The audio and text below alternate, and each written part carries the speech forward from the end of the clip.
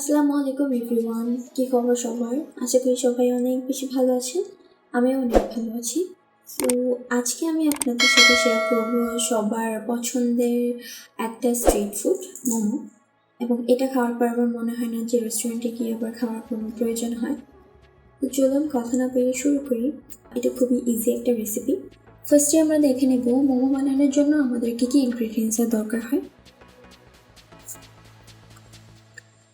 মোমো বানানোর জন্য ফার্স্টে আমরা চিকেন নিয়েছি এবং এটাকে অনেক ভালোভাবে কিমা করার জন্য অনেক চাকু দিয়ে কুচি কুচি করে নিব।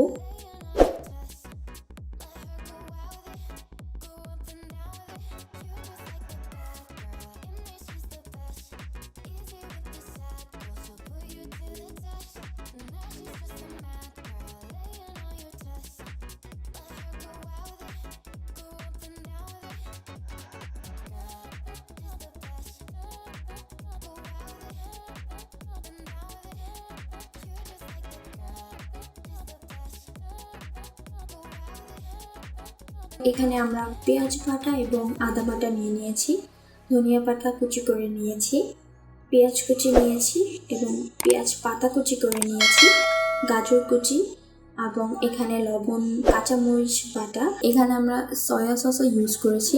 সো কিমা করে রাখা মাংসের মধ্যে আমরা এখানে ফার্স্টে পেঁয়াজ কুচি দিয়ে দিয়েছি পরিমাণ মতো, গাজর কুচি, পেঁয়াজ পাতা কুচি এবং লবণ, গোলমরিচ গুঁড়ো, কাঁচামরিচের বাটা এগুলো অ্যাড করে দিয়েছি। সয়া সস দিয়ে দিয়েছি।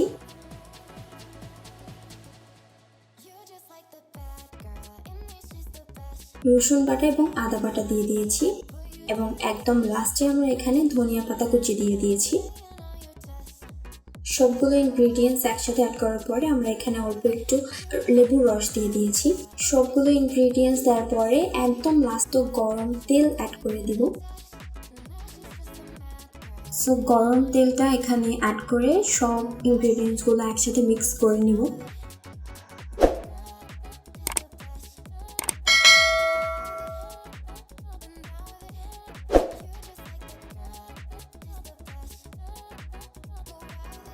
দেন আমরা মোমো শিটটা বানানোর জন্য আমরা এখানে ফার্স্টে কিছু ময়দা এবং কর্নফ্লাওয়ার নিয়েছি।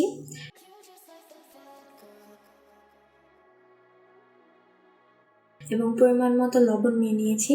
এরপর এটাকে ভালোভাবে মিক্স করার জন্য আমরা এখানে পর্যাপ্ত পরিমাণে পানি অ্যাড করে দিয়েছি।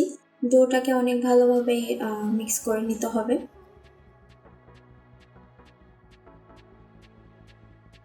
এরপর আমরা এটাকে কোনো পরিষ্কার কাপড় দিয়ে ভালোভাবে ঢেকে রেখেছি। এবং অন্য একটা পাত্রে আমরা এখানে 1 কাপ ময়দা এবং 1/2 কাপ কর্নফ্লাওয়ার এবং স্বাদ মতো লবণ, পানি অ্যাড করে আমরা এটাকে ফুড কালার অ্যাড করে দিব এবং এই ডোটাকেও অনেক ভালোভাবে মিক্স করে রেখে দিব।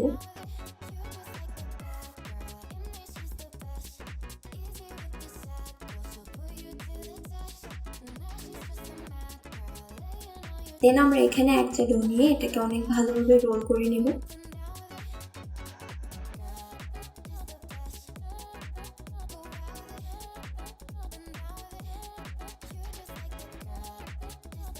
এবং অন্য একটা ডো যেটাতে আমরা ফুড কালার অ্যাড করেছিলাম সেটাকেও নিয়ে রোল করে নিব।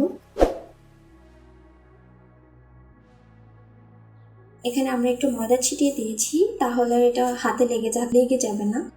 দেন এটাকে একটু চ্যাপটা করে হোয়াইট কালারের যে ডোটা, যেখানে আমরা কোনো ফুড কালার অ্যাড করিনি, সেটা এখানে অ্যাড করে দিব।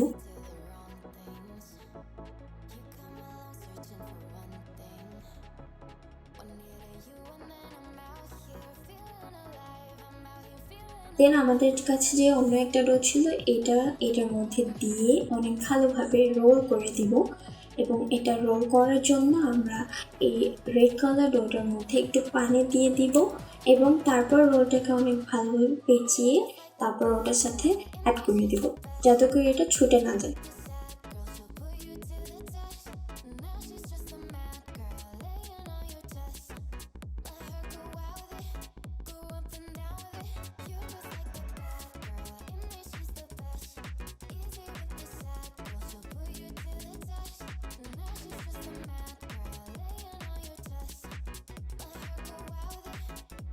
মোমোসিটা বানানোর জন্য আমরা এই রোলটাকে ছোট ছোট টুকরো করে কেটে নিব।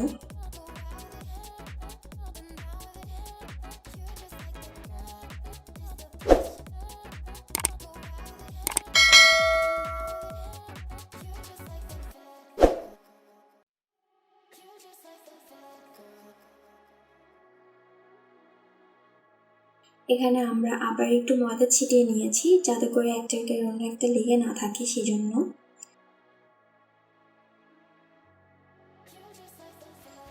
দেখতেই পাচ্ছেন অনেক বেশি কালারফুল লাগছে দেখতে।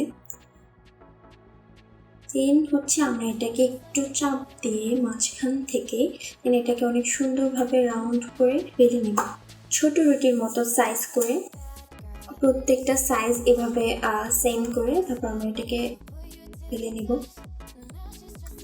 দেন এভাবে আমরা প্রত্যেকটা রুটির পিচগুলোকে হচ্ছে শীটগুলোকে একসাথে করে নিয়েছি।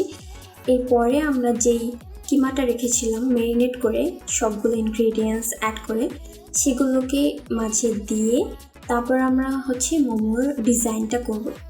মোমোর ডিজাইনটা আপনাদের ইচ্ছে মতো করতে পারেন, এভাবে করে পেঁচিয়ে তারপর হচ্ছে ডিজাইনটা করতে পারেন।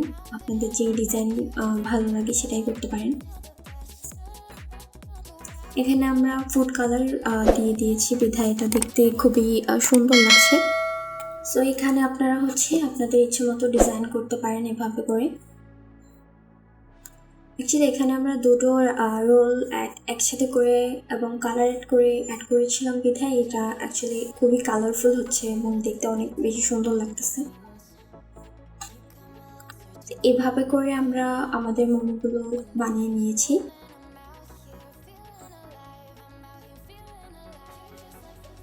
দেন আগে থেকে আমরা একটা পাত্রে গরম পানি দিয়ে দিয়েছিলাম,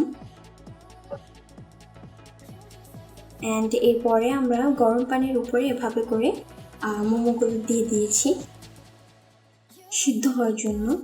এবং এটাকে আমরা ঘড়ি ধরে একদম 10 মিনিট রেখেছি। 10 মিনিট পরে আমরা এটাকে তুলে ফেলেছি এবং একদম পারফেক্টলি হয়ে গিয়েছিল তখনই। এটা খুবই ইজি, আসলে অনেক বেশি টাইমের প্রয়োজন হয় না। 10 মিনিট এভাবে ঢেকে রাখার পরেই আমরা এটাকে তুলে ফেলেছি।